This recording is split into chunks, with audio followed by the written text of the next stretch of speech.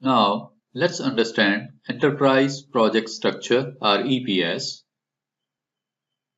The Enterprise Project Structure or EPS enables us to manage multiple projects from the highest level of the organization to the people or resources that perform the specified project tasks.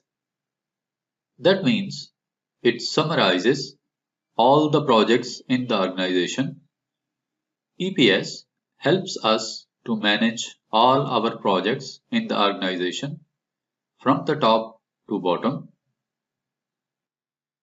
We can manage all our company projects, budgets, assign resources, and can do the project's cost analysis at organizational level.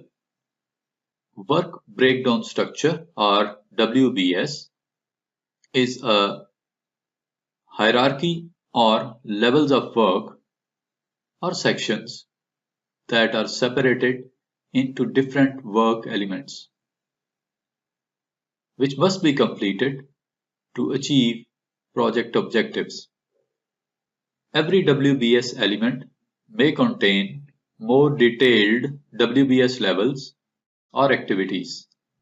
Please remember that while creating project, the project manager should develop the WBS first, then assign related documents to each WBS element, and after create activities required to complete the tasks for the respective WBS element.